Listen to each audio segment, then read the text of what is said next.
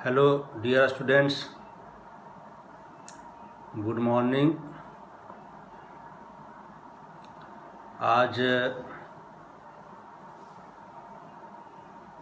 मैं online class के माध्यम से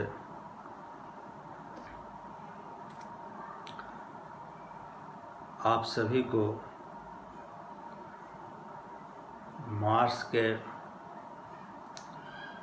मूल्य और अतिरिक्त मूल्य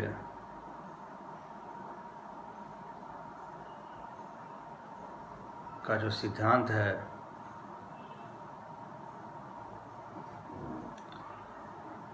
उसके बारे में बताएंगे।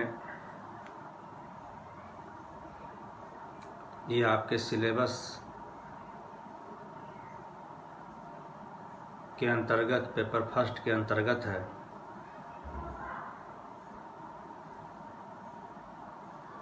मार्क्स के थ्योरी जो है value and surplus value,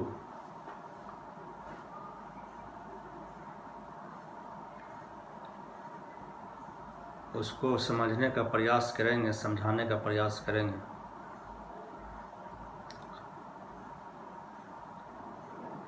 dear students,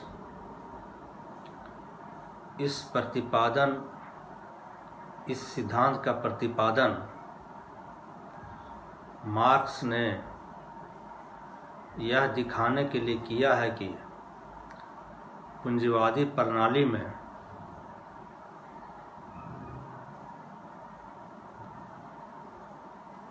पूंजीवादी व्यवस्था में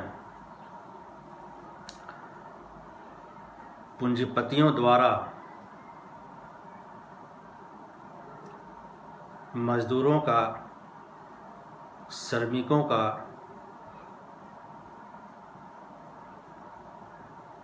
किस प्रकार से शोषण किया जाता है।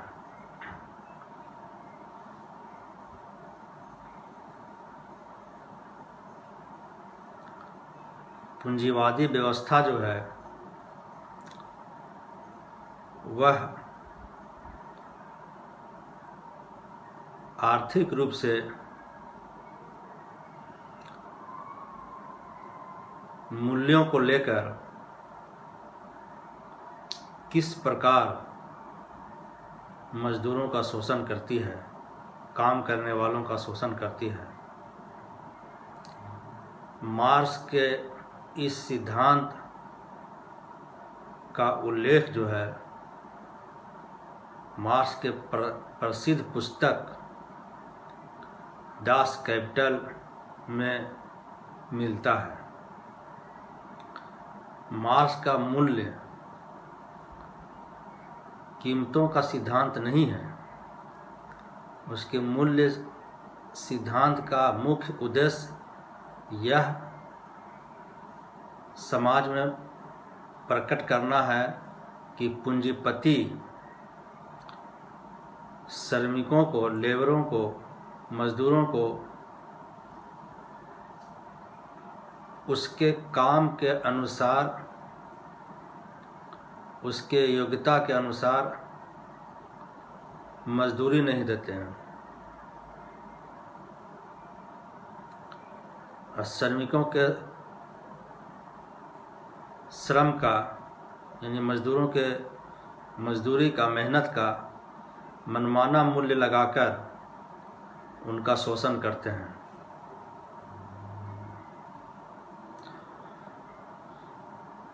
मार्क्स के मूल्य सिद्धांत पर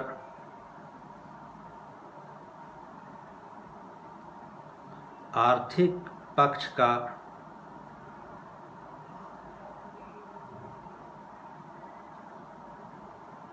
ज्यादा प्रभाव दिखाई देता है।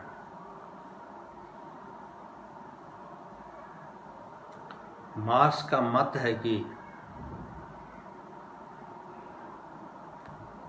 जिसके अनुसार किसी भी वस्तु का मूल्य निर्धारित होता है, उसके श्रम के अनुसार उसकी मजदूरी मजदूरों को नहीं मिलता है।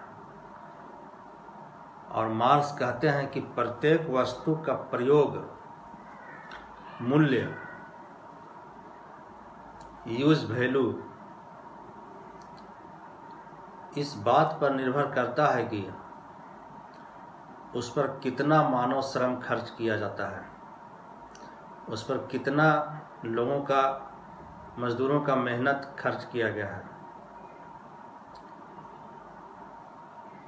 उदाहरण के लिए हवा और जल पर कोई मानव श्रम खर्च नहीं होता है, अतः इनका प्रयोग और अप्रयोग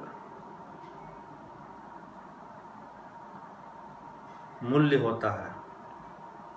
किंतु किसी वस्तु का विनिमय मूल्य, एक्सचेंज वैल्यू, इसलिए होता है क्योंकि उस वस्तु के उत्पादन में मानव श्रम खर्च किया जाता है। श्रम कहते हैं मेहनत को, और श्रमिक कहते हैं मजदूरों को।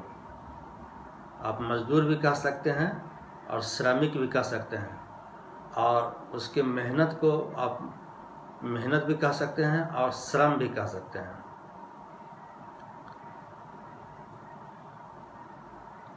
और उदाहरण के लिए घड़ी को बनाने के लिए एक मजदूर को काफ़ी मेहनत करना पड़ता है, अतः उसका विनिमय मूल्य जो होता है, उसके बदले में जो उसका जो मूल्य होता है वह अधिक होता है, उसके बदले में जो उसकी मजदूरी होती है वह अधिक होती है।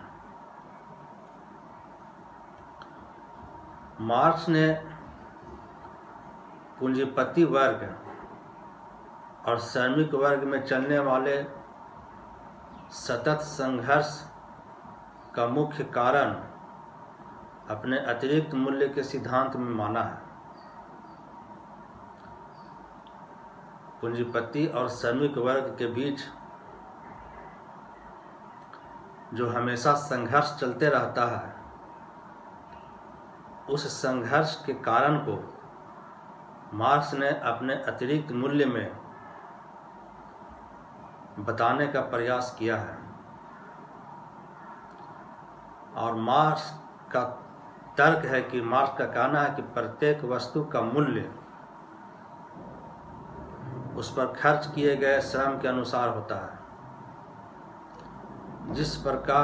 जिस वस्तु पर हम जितना ज़्यादा मेहनत करते हैं वह उतनी ही सस्ती होती है। जिस वस्तु पर हम जितना कम श्रम करते हैं, कम मेहनत करते हैं, वह वस्तु उतनी ही सस्ती होती है। तात्पर्य यह है कि प्रत्येक वस्तु को उसका मूल्य देने वाला उसके श्रमिक का श्रम है। इसमें जिस कीमत पर वस्तु बिकती है उसमें अंतर है। मार्क्स इस अंतर को वस्तु का अतिरिक्त मूल्य मानता है, जिसे बिना कुछ किए ही मालदार पूंजीपति जो है बीच में ही हड़प जाता है। मार्क्स कहते हैं कि जो मजदूरों को मेहनतनामा मिलता है वह बहुत ही कम होता है, वह उचित नहीं होता है। और जो उचित होता है, जो उचित राशि होती है, और उसको जो पे किया गया और जो पे नहीं किया गया, जो उसका हक था, वो पैसा जो है पूंजीपति जो है बीच में ही हड़प जाता है, बीच में ही खा जाता है। और इसमें अतिरिक्त मूल्य की परिभाषा में मार्क्स ने कहा है कि अतिरिक्त मूल्य एक मजदूर द्वारा उत्पादित मेहनताना का मूल्य और उससे वास्तव में प्राप्त मूल्य के बीच का अंतर है। यानी कि उसको जो दिया गया और जो उसका हक था, ये जो गैपिंग मूल्य है, उसी को मार्क्स जो है अतिरिक्त मूल्य कहता है। और उसी के बारे में कहता है कि यही जो अतिरिक्त मूल्य है वह पूंजीपति जो है हड़प लेता है, पूंजीपति जो है खा जाता है, जो कि मजदूरों का हक होता है।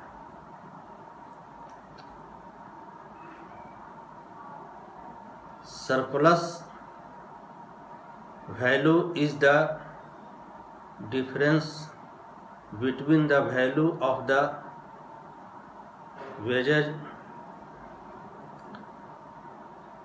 which a labor produces and which he actually receives। अतिरिक्त मूल्य जो है वह मजदूरों तक नहीं पहुंचकर पूंजीपति ही खा जाते हैं।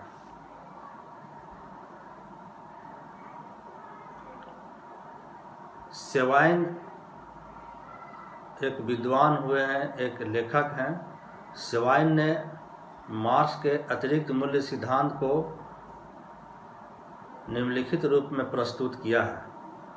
पूंजीवाद की रक्षा में श्रम शक्ति जो है दो रूपों में कार्य करती है। एक पदार्थ है जिसके लिए मजदूर निर्वाह मजदूरी प्राप्त करता है, इसके साथ ही वह मूल्य का हकदार भी है। पूंजीपति मजदूर की निर्वाह मजदूरी देने के बाद संपूर्ण मूल्य स्वयं ग्रहण कर लेते हैं। यानी मजदूरों को जो मजदूरी मिलती है वह केवल उसके जीवन निर्वाह के लिए होता है या जीवन निर्वाह से भी कम होता है। बाकी सारा लाभ पूंजीपति की जेब में जाता है। पूंजीपति के बारे में समझा जाता है कि उसको यह लाभ उसकी उद्यमशीलता, दूरदृष्टि, अंतर्दृष्टि, बुद्धिमत्ता और संगठन क्षमता के कारण मिलती है। एंजलस के अनुसार मार्क्स के मूल्य सिद्धांत का तत्व यह था कि श्रम का कोई मूल्य नहीं होता। एंजलस कहते हैं कि मार्क्स के जो अतिरिक्त मूल्य का सिद्धांत है उसका निष्कर्ष यही है कि मेहनत का कोई मूल्य नहीं होता, और यह कहना कि श्रम का मूल्य होता है यह कहने के तुल्य होगा कि मूल्य का मूल्य होता है। अतिरिक्त मूल्य के सिद्धांत को, मार्क्स के अतिरिक्त मूल्य के सिद्धांत को यदि ध्यानपूर्वक देखा जाए तो यह स्पष्ट होता है कि मार्क्स ने इसके द्वारा 3 नियमों का प्रतिपादन किया है। मार्क्स के मूल्य और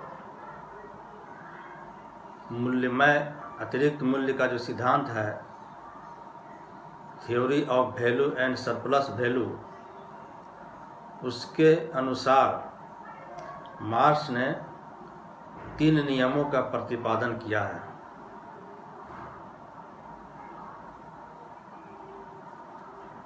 जिसमें पहला है पूंजी संचय का सिद्धांत। The law of accumulation,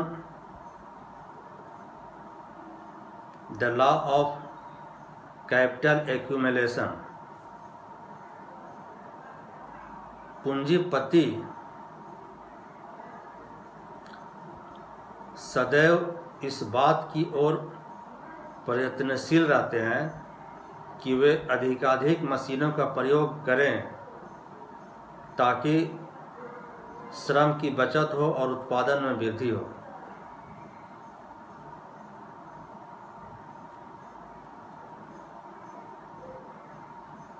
accumulation कहा जाता है संग्रह करने को, जमा करने को। तो पूंजीपतियों का जो ध्यान है हमेशा इस बात पर रहता है, दुनिया के सभी पूंजीपतियों का, मार्क्स कहते हैं कि दुनिया के सभी पूंजीपतियों का ध्यान इस ओर रहता है कि वह मशीनों का अधिक से अधिक प्रयोग करें और मजदूरों का कम से कम प्रयोग करें। उसके उससे होगा क्या कि उनको उससे मजदूरी कम देनी पड़ेगी, मजदूरी पर कम खर्च होगा और उसका उत्पादन जो है ज़्यादा हो जाएगा, उत्पादन बढ़ जाएगा तो उसका लाभ उसको ज़्यादा मिलेगा। इस प्रकार से पूंजीपति जो है हमेशा जो है वो पूंजी को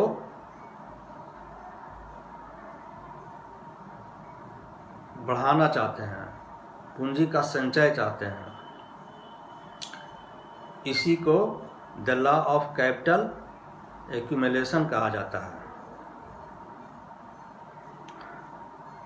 और पूंजीपति इस पर हमेशा अग्रसर रहते हैं कि उनके पूंजी जो है दिन ब दिन बढ़े और मजदूरों को कम से कम मजदूरी मिले और देना पड़े और मशीनों का हम अधिक से अधिक प्रयोग करें।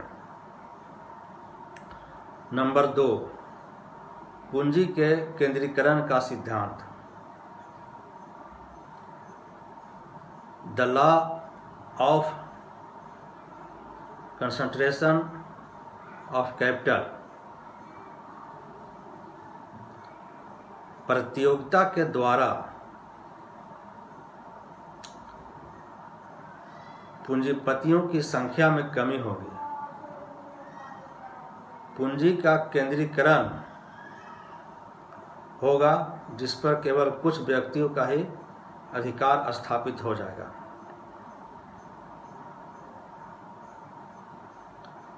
और इस तरह से पूंजीपतियों का अंत हो जाएगा।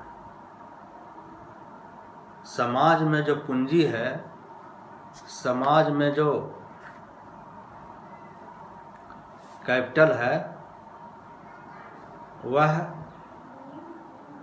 एक जगह एकत्रित हो जाएगा जिससे पूंजीपतियों की संख्या में कमी आएगी, समाज में पूंजीपतियों की संख्या कम हो जाएगी और पूंजी जो है, कैपिटल जो है, थोड़े ही लोगों के पास रह जाएगा। नंबर 3, कष्टों की वृद्धि का सिद्धांत। The law of increasing misery.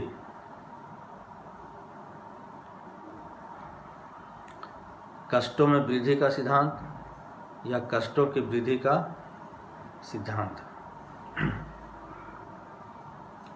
प्रतियोगिता के कारण पूंजीपति जो कैपिटलिस्ट हैं श्रमिकों का अधिक शोषण करेंगे, मजदूरों का अधिक शोषण करेंगे, जिसके कारण श्रमिकों के कष्टों में बहुत अधिक वृद्धि हो जाएगी। किंतु इसके साथ साथ श्रमिक वर्ग की क्रांति होगी। पूंजीवाद के नियमों से श्रमिकों की जो दशा है वह शोचनीय होगी और वे अपनी सुरक्षा के लिए संगठित होकर क्रांति द्वारा पूंजीवादी व्यवस्था का अंत करने में सफल होंगे। प्रतियोगिता के कारण पूंजीपति जो है पैसा कमाने की होड़ में पूंजीपतियों के बीच जो प्रतियोगिता होगी उसके कारण मजदूरों का शोषण होगा और जिसके कारण मजदूरों के कष्टों में काफ़ी वृद्धि हो जाएगी और उसके कारण श्रमिक वर्ग जो है एक समय ऐसा आएगा कि वह खूनी क्रांति के लिए मजबूर हो जाएगा। और क्योंकि श्रमिकों की जो दशा है, आर्थिक दशा जो है, सामाजिक दशा जो है वह शोचनीय हो जाएगी और वे अपनी सुरक्षा के लिए संगठित होकर क्रांति द्वारा पूंजीवादी व्यवस्था का अंत करने में सफल हो जाएंगे।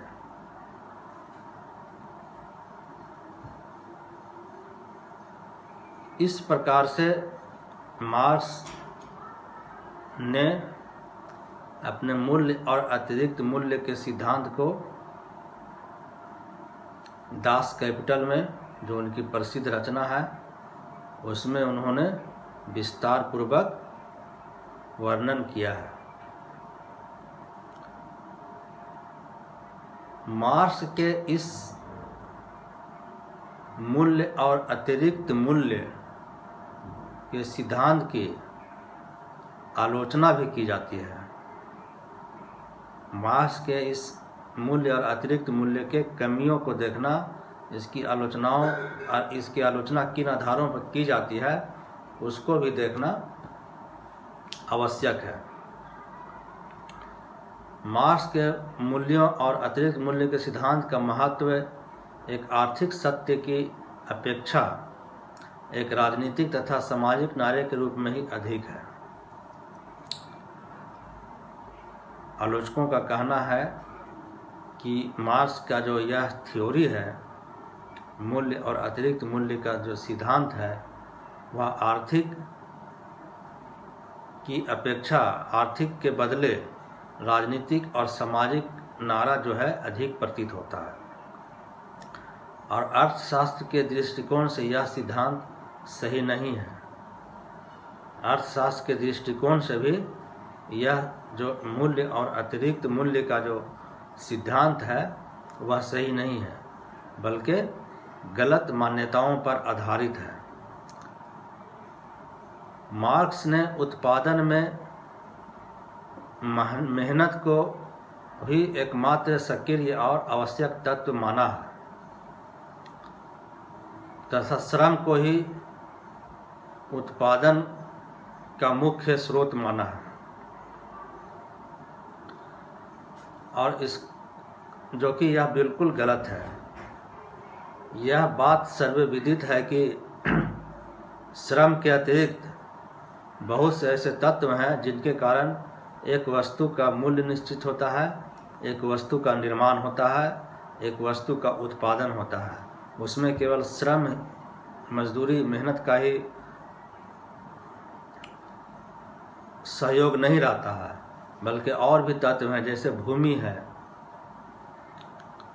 उसके लिए ज़मीन की आवश्यकता पड़ती है, ज़मीन पर ही फैक्ट्रियां लगाई जाती है।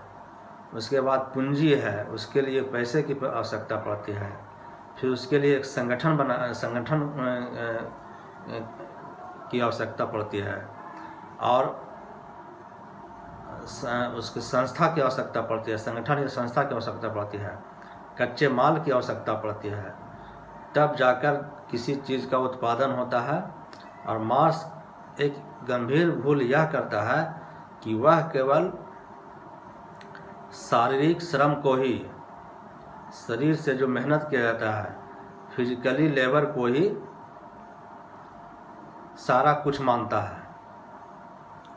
और वह यह भूल जाता है कि शारीरिक श्रम के अलावे मानसिक श्रम जो है, मेंटली जो मेहनत है, वह भी किसी भी चीज़ के उत्पादन में महत्वपूर्ण स्थान रखता है।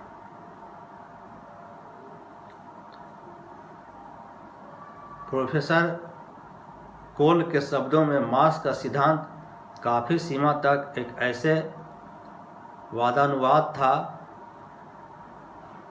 जो अपने निरंतर गलतफहमियों के कारण मार्क्स के शिष्यों के बीच फैला, बढ़ा और फलता फूलता जा रहा है। जेम्स बोनर के विचार में मार्क्स की रचनाओं का जादू मुख्य रूप से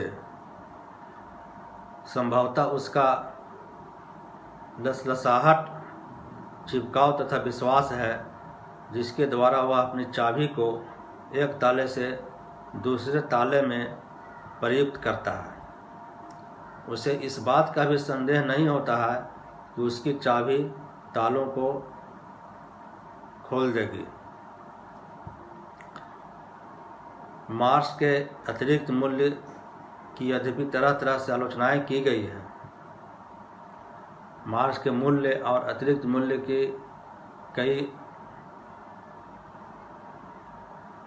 बातों को लेकर आलोचनाएं की गई है। हालांकि यह एक गंभीर और सत्य बात है कि अतिरिक्त मूल्य का सिद्धांत एक ऐसा तत्व है जो पूंजीवाद का हृदय हिला देने वाली विभीषिकाओं का उद्घाटन करता है।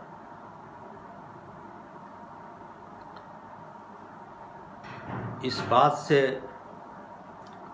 कोई इनकार नहीं कर सकता कि यदि अतिरिक्त मूल्य का सिद्धांत पूर्णतया सत्य न हो तो भी उसमें जो अंतर्निहित भावना है निश्चित रूप से सही है। विभिन्न बातों को लेकर मार्क्स के मूल्य और अतिरिक्त मूल्य की आलोचना की जा सकती है, लेकिन मार्क्स की जो उसमें भावना छिपी हुई है मजदूरों के प्रति और मेहनतकश लोगों के प्रति, वह विचार योग्य है, जिसकी उपेक्षा किसी भी समाज द्वारा नहीं की जा सकती है। और यह सर्वविदित है कि आज पूंजी का जो फैलाव है वह समाज के कुछ लोगों तक ही सीमित रह गया है।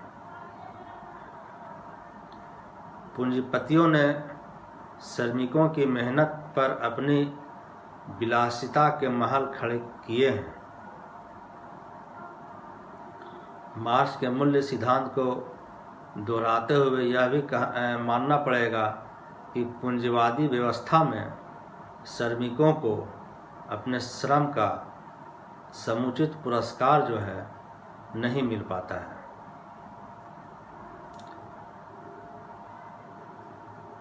और मार्क्स ने अपने मूल्य और अतिरिक्त मूल्य में इसी कमी की ओर अपना ध्यान आकृष्ट किया है। अपने इस सिद्धांत के अंतर्गत मार्क्स जो है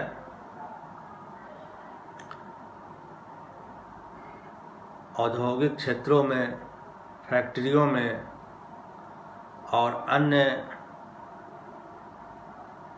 मेहनत के स्थानों पर जो मजदूरों का आर्थिक शोषण होता है या हो रहा है, उसी की ओर अपने इस सिद्धांत के द्वारा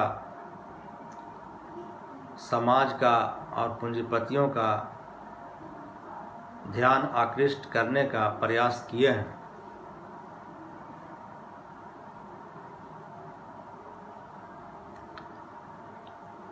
और इस बात से इनकार नहीं किया जा सकता कि आज के समय में मार्क्स का जो मूल्य और अतिरिक्त मूल्य का सिद्धांत है वह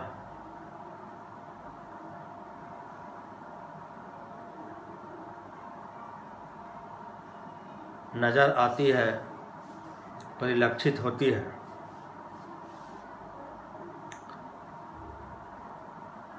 और मार्क्स के इस मूल्य और अतिरिक्त मूल्य के सिद्धांत को बिल्कुल महत्वहीन कहना और इसकी उपेक्षा करना आज के राजनीतिक और सामाजिक और आर्थिक दृष्टिकोण से उपयुक्त प्रतीत नहीं होता है।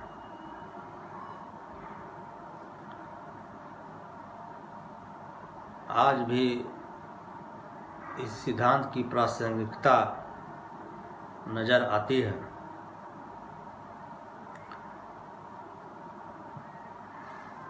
आज के लिए इतना ही। हम आशा करते हैं कि इस महामारी के दौर में आप सभी सुरक्षा के जितने भी उपाय हैं उसका प्रयोग करें। स्वास्थ्य विभाग के गाइडलाइन का प्रयोग करें। बहुत ज़रूरी हो तभी घरों से निकलें और सदैव ही मास्क का प्रयोग करें और वापस घर आने पर साबुन से हाथों को धोएं। ये सामान्य गाइडलाइन है हमारे सरकार का, गवर्नमेंट का और WHO का। अभी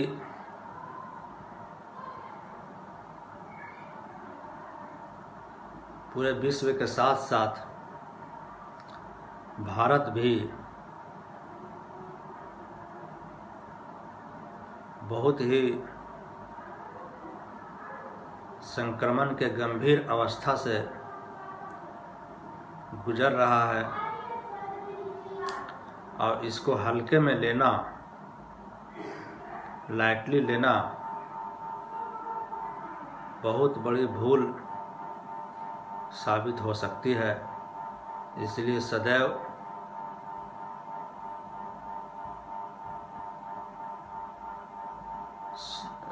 इस बात का ध्यान रखें कि साफ सफाई के जो मानक हैं उसका पालन होते रहे और खुद भी सुरक्षित रहें, परिवार को भी सुरक्षित रखें और अपने निकटतम लोगों को भी सुरक्षित रखें। इन्हीं बातों के साथ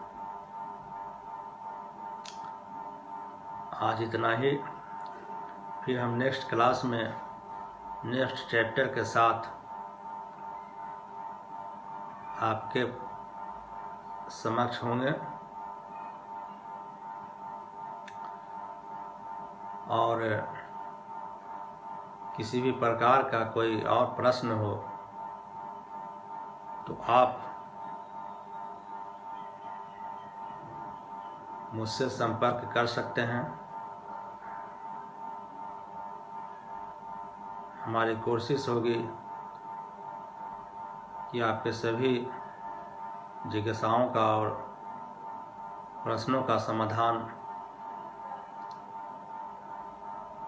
हम कर सकें। धन्यवाद।